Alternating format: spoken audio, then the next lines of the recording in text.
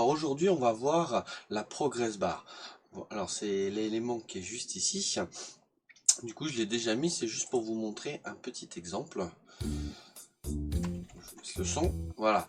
Donc là, mon personnage avance et vous voyez qu'en haut, juste ici, en fonction de sa position au niveau sur le niveau, il avance et à la fin, on est presque à la fin. Voilà, là je suis à la fin. Hop. Donc là je suis sorti, j'ai fait exprès pour pas prendre le panneau, pour pas passer au niveau 2. Mais en fait vous avez vu, dès qu'il est à la fin du niveau, ça s'est rempli. Donc on va voir ça tout de suite, comment faire. Donc là je vais quitter ce projet là. J'avais ouvert plein de fois. Et on va repartir sur le projet qu'on avait fait ensemble. Hop, voilà. Donc pour faire une progress bar, c'est très simple. Il vous suffit du coup de créer un nouvel objet, progress bar, de le mettre. Vous pouvez le redimensionner comme vous voulez. Dans les caractéristiques, vous avez plusieurs choses. Value, d'accord. Donc ça c'est la valeur du départ. Donc nous on va le laisser à 0, on veut que ça commence ici. D'accord, vous allez voir que de toute façon on va le modifier. Et maximum 100, mais nous on peut mettre ce qu'on veut. D'accord. Donc là dans un premier temps, moi je vais mettre la valeur de la taille de mon niveau. Vous allez voir pourquoi. Donc j'ai juste à cliquer là-dessus. Rappelez-vous, c'est 2000. Hop, je reclique, donc 2000. Très bien. Donc ça c'est bon. Je vais lui rajouter une encre pour pas que on la voit plus, pour qu'elle reste toujours fixe à l'écran. Ok. Et là après, je vais commencer à coder cette progress bar. Vous allez voir, c'est très simple. On va essayer de faire un truc après que je vais faire en live avec vous, un tout petit peu plus compliqué, mais ça devrait pas poser de soucis. Donc everytick, ok, on va faire une action et dans progress bar, on va mettre set progress, d'accord. Et là du coup, on va lui mettre une valeur.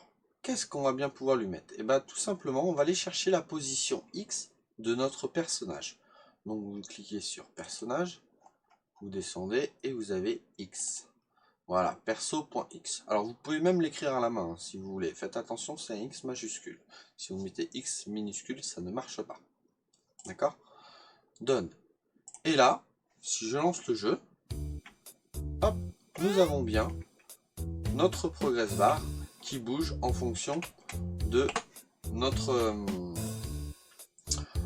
position X. Très bien, ça c'est bon.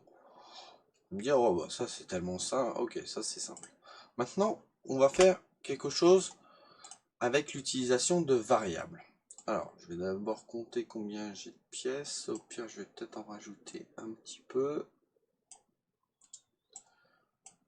Tac. Hop. Hop. Voilà. Très bien. Alors, maintenant, je vais mettre 10. Ok. Sur mon personnage, je vais rajouter une nouvelle variable que je vais appeler pièce. Ok. Et c'est à 0. Ok, très bien. Maintenant, on va dire quand notre personnage ramasse les pièces. D'accord, donc là vous avez vu système, hop, destroy, pas de problème. Là on va lui rajouter une action et on va dire que dans la variable, alors hop, on va faire ça, on va rajouter add to à la variable pas clé mais bien pièce 1. Très bien, done. Ok, ça je vais le remettre ici juste avant le destroy. Donc là, à chaque fois qu'on ramasse une pièce, notre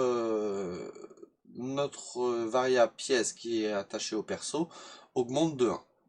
Très bien. Maintenant, sur notre progress bar, hop, toujours la même chose, set progress, et la valeur, c'est la variable pièce. Donc on voit.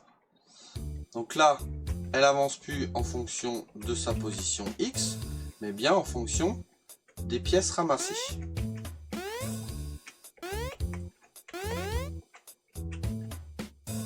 Et je vais remonter.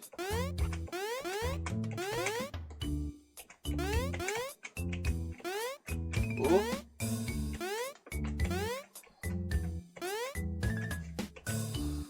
Alors, donc ce que je vais faire pour les tests, je sais que ça rame un petit peu parce que du coup je fais l'enregistrement en même temps. Ce que je vais faire, c'est que je vais lui augmenter le saut, comme ça je risque moins d'avoir de soucis. Tac. Voilà, donc là j'ai pas de soucis là-dessus. Je ramasse mes pièces. Donc je suis à fond. Et là vous voyez, je suis à fond, mais ça, du coup il va falloir qu'il se passe quelque chose. Alors, on revient dans l'event. On va lui dire quand ça peut être la progress bar, d'accord. On va comparer la progress bar, d'accord, est égal à 10. Ok. Du coup, on va pouvoir, sur la variable score, on va lui rajouter 100. Voilà. Alors vraiment, voilà, ça peut être vous pouvez le faire sur des pièces, vous allez me dire, c'est quoi l'intérêt, tu as déjà plus 10 quand tu ramasses une pièce, mais là, quand tu as la progress bar entière, ça veut dire que tu as ramassé 10 pièces, tu as encore plus 100. Bon, voilà, mais vous pouvez très bien rajouter une vie, vous pouvez, je sais pas, débloquer